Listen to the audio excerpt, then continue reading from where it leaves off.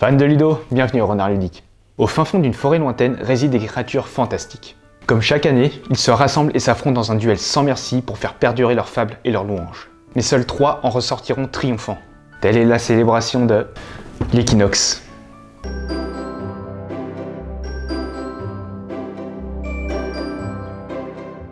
Equinox est un jeu de cartes pour 2 à 5 joueurs avec des parties d'environ 40 minutes. Vous essaierez de gagner le plus de points en faisant des prédictions sur les créatures survivantes à la fin de la 5e manche. À chacune, vous jouerez des cartes pour protéger vos préférés ou au contraire pourrir les prédictions de vos adversaires.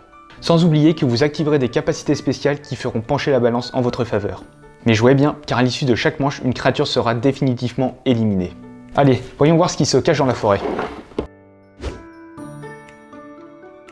Alors dans la boîte, vous trouverez 14 cartes champions, 154 cartes créatures aux nombreuses capacités, avec 11 cartes de chaque type, 3 cartes arbres, 6 cartes rangées, 11 cartes disparition, 25 cailloux de prédiction et 5 sacs.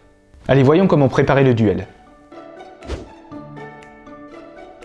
Alors tout d'abord, chaque joueur prend 5 cailloux prédiction d'une couleur et le sac associé.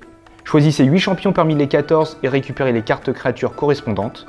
Mélangez-les avec les 11 cartes caméléons et les 3 cartes arbres pour former une pioche et distribuez 8 cartes à chaque joueur. Formez une ligne verticale avec les cartes rangées en commençant par la carte 5, puis en décrémentant jusqu'à 0. Placez sur la première rangée les 8 champions en lice, et vous êtes enfin prêt à démarrer la partie. La partie va se dérouler en 5 manches. Ces dernières vont se dérouler en plusieurs tours jusqu'à ce qu'une créature soit éliminée. On passera alors à la manche suivante. Dans le sens horaire, chaque joueur pourra dans son tour placer ou révéler une prédiction. Il faut savoir que cette étape est optionnelle. Jouer une carte de sa main, défausser jusqu'à 3 cartes, piocher jusqu'à avoir 8 cartes en main, et enfin potentiellement éliminer une créature de la rangée. Si vous décidez de placer une prédiction, vous pourrez soit placer une prédiction normale, soit une prédiction secrète. Lors d'une prédiction normale, placez un galet à l'un des emplacements de la rangée de la manche actuelle. Ce caillou peut aussi bien être sur un emplacement vide que sur une carte. Ainsi, vous prédisez que la créature se trouvant dans la colonne de votre pierre restera jusqu'à la fin de la partie.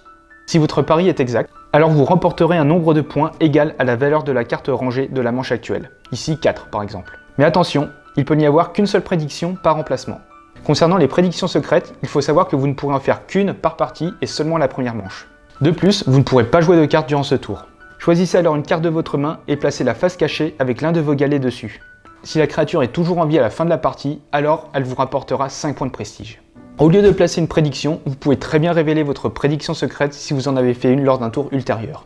Dans ce cas, défaussez la carte créature et placez votre caillou prédiction sur la carte champion correspondant. A noter qu'il est tout à fait possible d'avoir plusieurs prédictions sur les cartes champions, contrairement aux autres rangées. Ensuite vient le moment de jouer une carte. Choisissez une carte de votre main et placez-la sous la colonne de la créature correspondante et dans la rangée de la manche actuelle. Par contre, vous ne pouvez pas jouer de carte d'une créature déjà éliminée. Et pour rappel, vous ne pourrez pas jouer de carte si vous avez fait une prédiction secrète lors de ce tour. Il faut savoir que chaque créature a une capacité spéciale, comme par exemple récupérer un galet, récupérer des cartes, intervertir 2 cartes, voler des cartes à un adversaire, bref, j'en passe. Si vous jouez une créature où vous avez le plus de valeur de prestige, alors vous pourrez déclencher son effet. Vous avez également la possibilité de jouer une carte caméléon qui a la faculté de se positionner dans n'importe quelle colonne, hormis les colonnes des monstres éliminés. De plus, lorsqu'une créature est jouée directement sur une carte caméléon, le pouvoir de la carte jouée ne s'active pas. Quant aux armes, si vous jouez une carte de ce type, suivez les instructions et défaussez-la. Ces cartes vous permettront en général de récupérer une carte du jeu en main ou de révéler une carte prédiction secrète.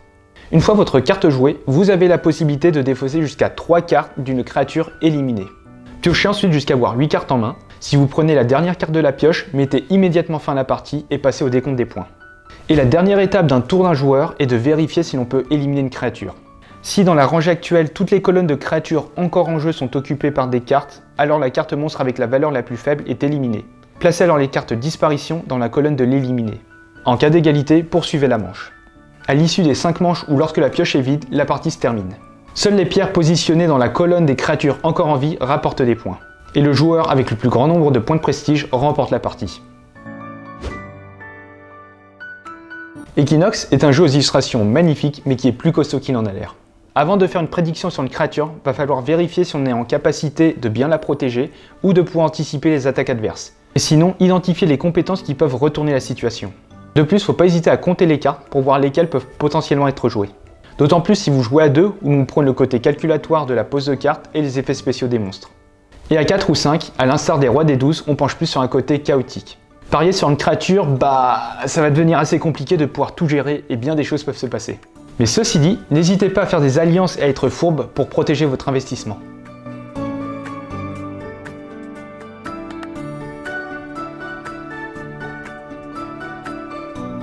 Et voilà, c'est la fin de la vidéo. Vous savez à présent comment faire les bonnes prédictions.